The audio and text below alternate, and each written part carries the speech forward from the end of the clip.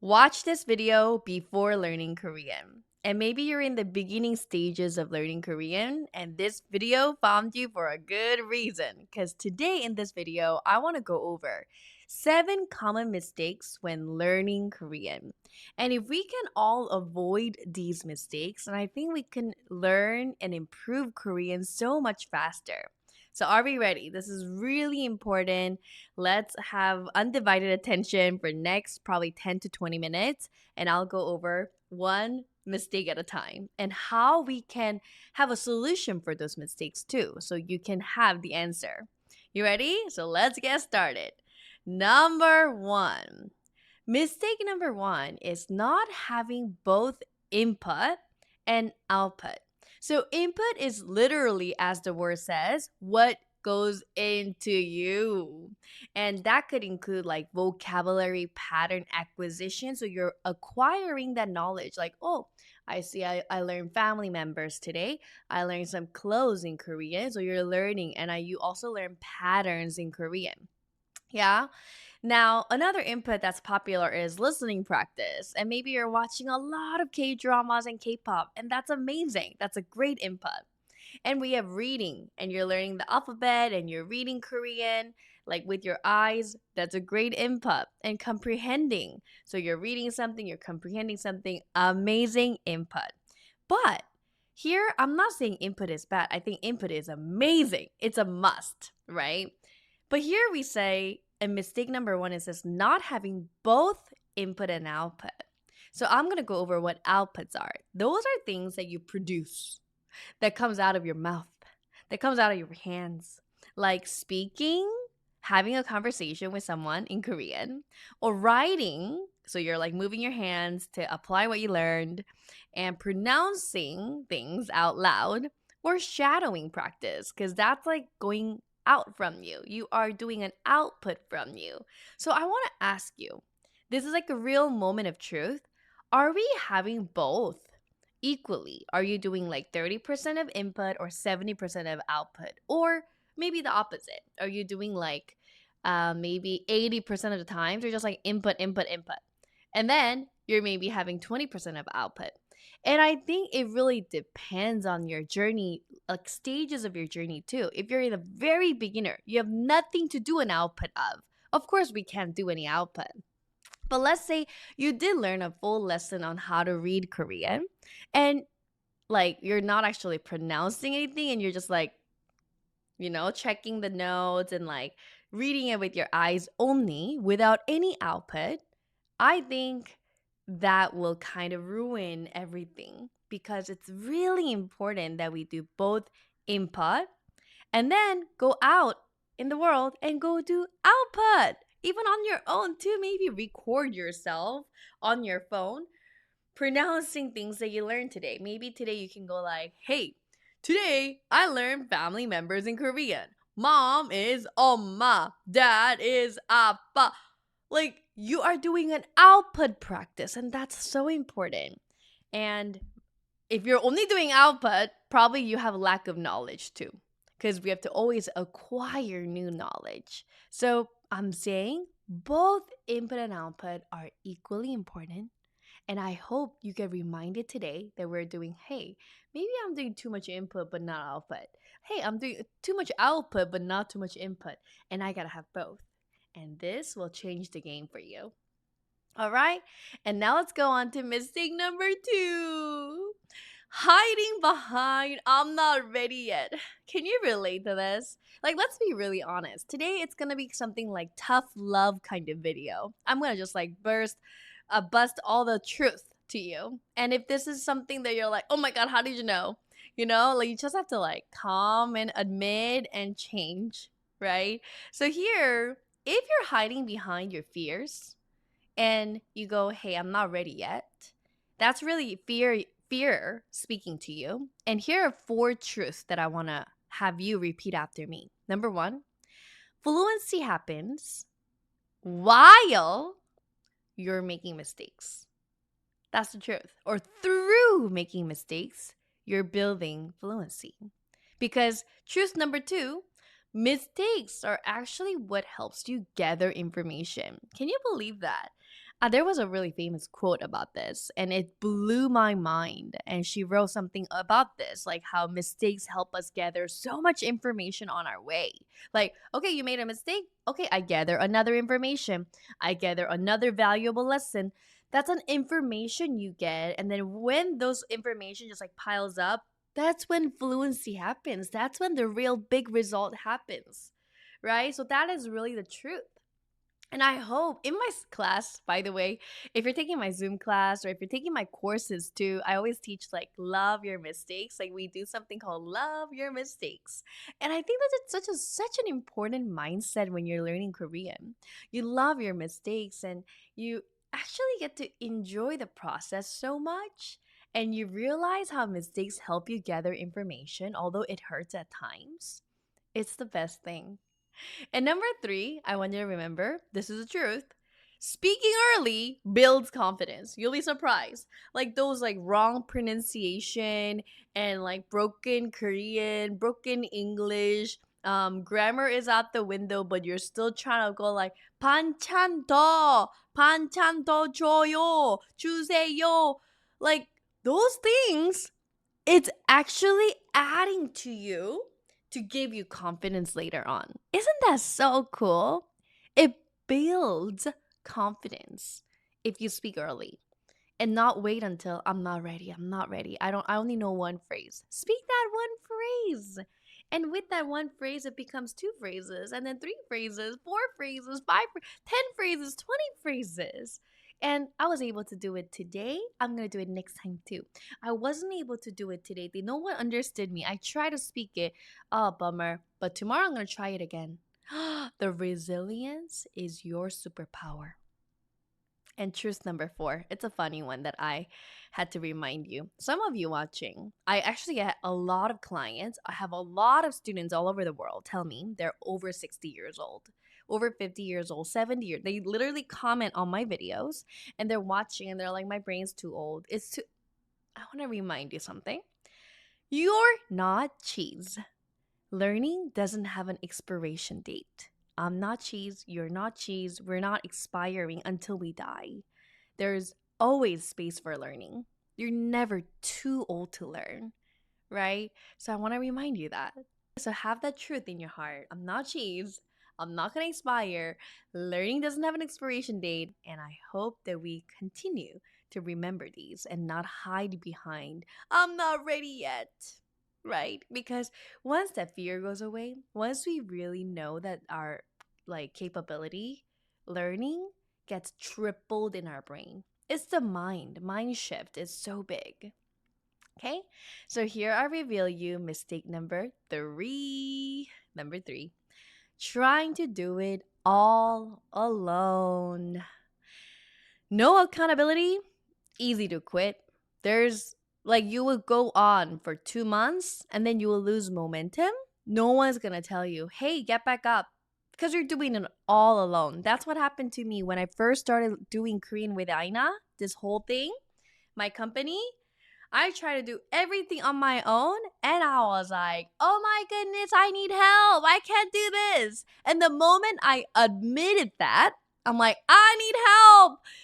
Like, and then I hired my team members. I hired a coach to help me through because I didn't know anything about running a company. I'm like, how do I do this? How do I upload a YouTube video? How do I go live streaming, like technical wise? Because I was really bad with my phone and computer. Like these things that I'm filming right now, what software do I use? I had the teaching skills, but I'm like, what is this whole technology world? And when I admitted and when I asked for help and when I had a team member, when I had team members, things started to change really fast. We were able to help out more students. We were able to grow more, like faster. So here I wrote, learning is faster with others. That's really the truth. Students all over the world take my class and they like meet and they get accountability and they learn and they turn in their homework, they participate, right? So, my recommendation to you is find a study buddy, a teacher, or class that you feel aligned to. You're like, okay, time to get that class going. I can't do it all alone. right? And language, especially language, it comes alive when it's shared. Language usually is like, hey, how are you? Oh, I'm good. What about you? Did you eat today? Where should we go? It's a two-way conversation. Isn't that all about language? So, language comes alive when it's shared. So, think about how you can really go about this so you're not alone and you're not losing momentum all years along your journey of learning Korean. All right. And that also naturally leads me to mistake number 4, guessing instead of getting feedback. I have something to show you today, actually. I have this folder that I brought to show you something. So here's the truth, you can correct what you don't notice. Feedback shows your blind spots. They're like, oh, I didn't know that. And then someone else, a third person sees it and they're like, okay, you're not doing this right. Hey, I think you can see this, but da da da da da. When you get that feedback, you like eat that feedback up, you're gonna have much faster progress. And because that's a shortcut to your growth, I wrote that right here. And one thing that I do this in my day to day life because I treasure feedback, I do something called glow and grow. This can be implemented in every field of your life. It could be at your work, it could be in Korean, it could be anywhere that you do, but I do this for my teaching. After the end of my class, I have lots of classes. I ask my students to turn in a feedback form for me. And I ask simple questions like, hey, what did you love about my class? Can you tell me? Maybe you loved my energy. Maybe you loved my delivery of content. You loved my songs. So they write it down. And that's my glow.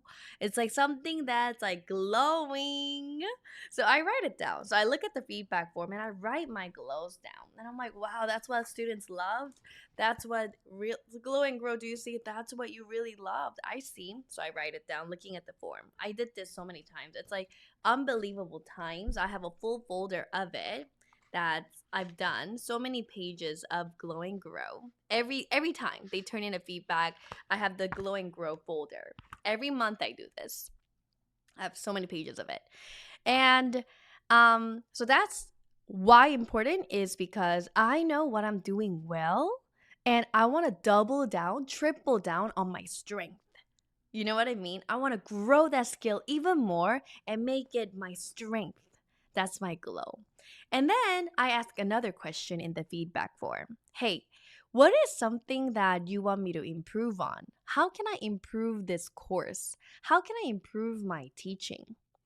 And that is my grow, something that I need to grow on. And they honestly tell me everything. And I love that. I love that we get to have that kind of relationship.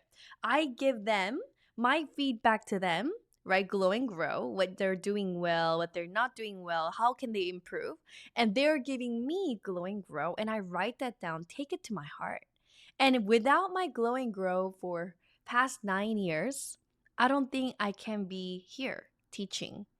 I can never improve this fast and this much without my reflection of glow and grow.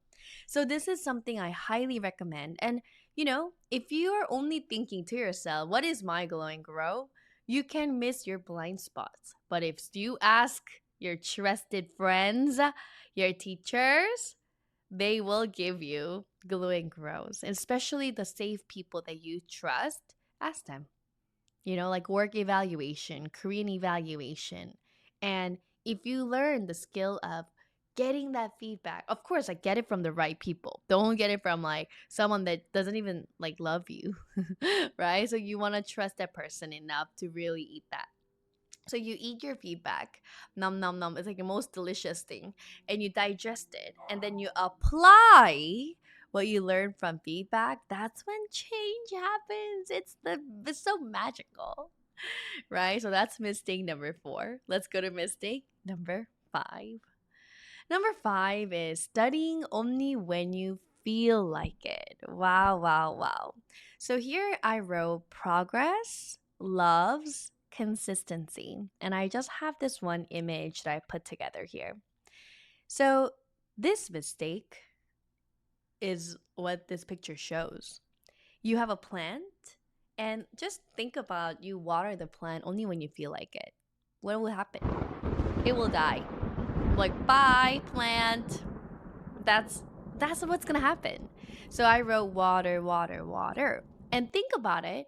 If you like, okay, once a month I'm gonna water this plant a lot, so it should be fine. So you water it once a month, but a lot.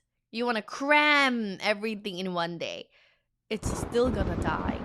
Because too much water will kill it. So here's my suggestion for you. Just like planting water, you need steady. You need something gentle. You need something consistent. So find a system, find the routine that works for you. Maybe for you, you want to do 5 vocabulary a day, and you want to do that from Monday to Friday, right? And maybe the system that works for you is okay, Monday I'll do listening practice. Tuesday I'll do my output where I record myself speaking to someone, right? Just like that, I'm gonna have you really come up with something that's consistent, something that's gentle for you. So if you're not only studying Korean when you feel like it, when there is routine, it's a lot easier to grow, just like watering your plant. Not too much, not cramming everything at once, not once a month, not once 2 weeks. Something consistent, just like watering your plant. When you water your dreams will grow. Okay? And here's mistake number 6. It's a cliche one that you probably saw everywhere, but I'm going to mention it here too.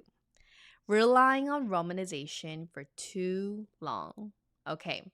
So, Korean letters, really, it's one of the easiest language to read. It's so logical, it's so systematic. It's almost like science. You have this consonant and you have this vowel, bam, and there's like a word. It is really, really that simple. And especially if you have the right resources, it's simpler.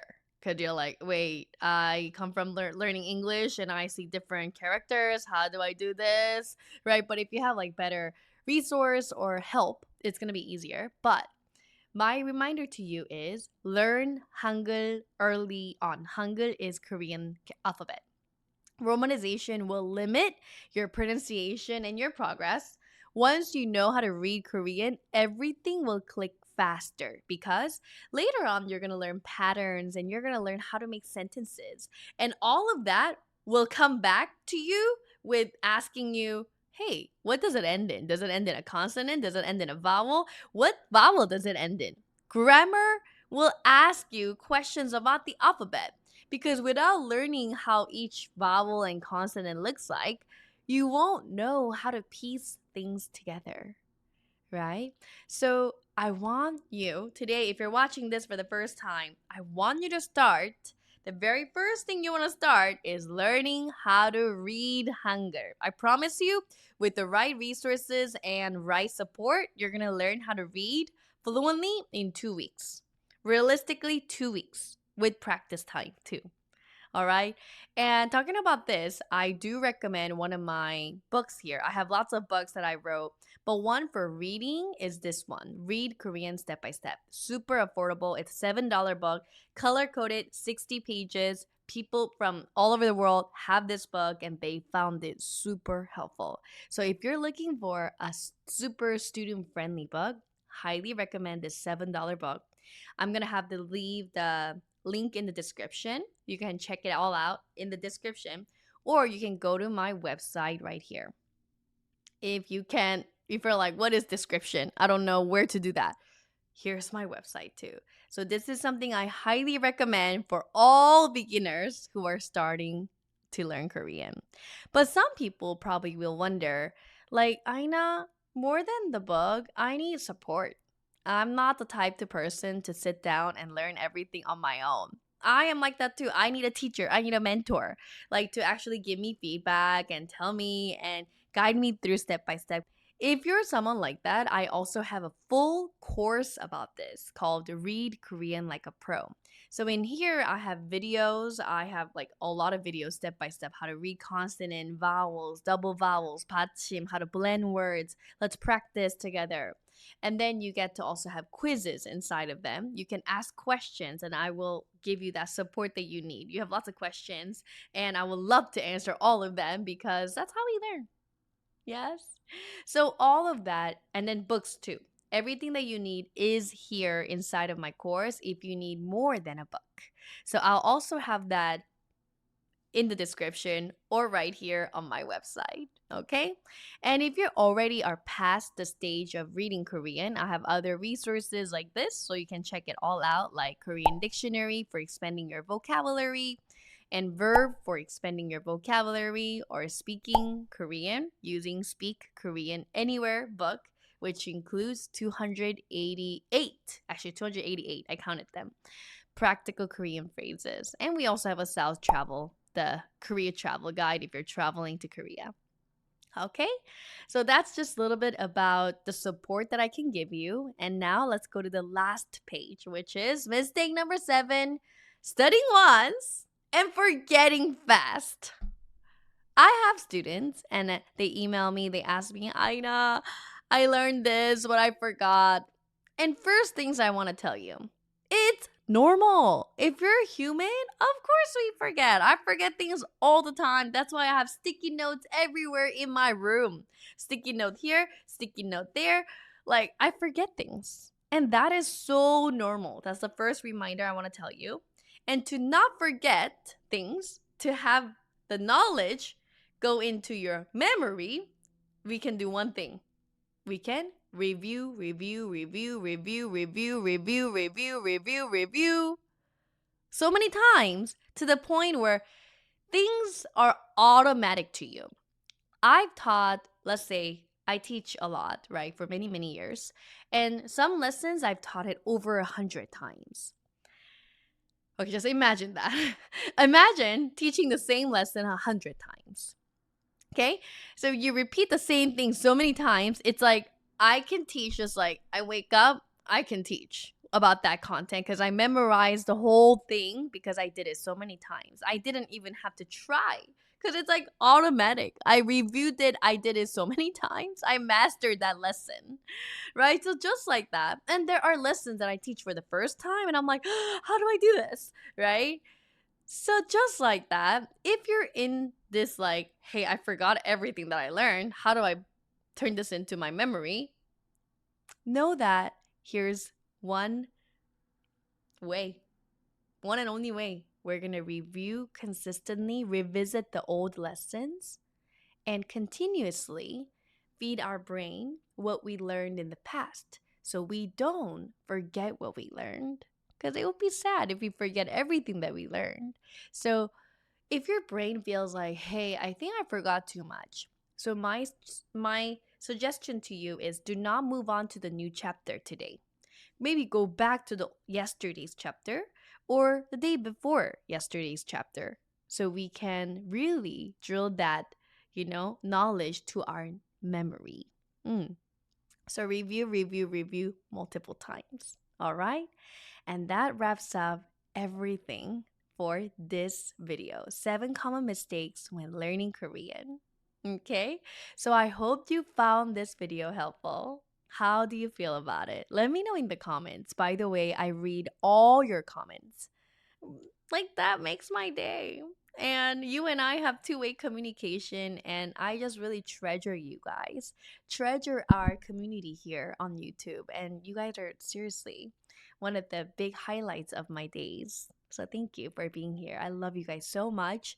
And I hope you continue to learn with me. Don't forget to like and subscribe to get that notification when I post new videos. And I'll see you next time. Let's keep this on fire and keep going with learning Korean. And you can check out my other videos here. And I'll see you again next time.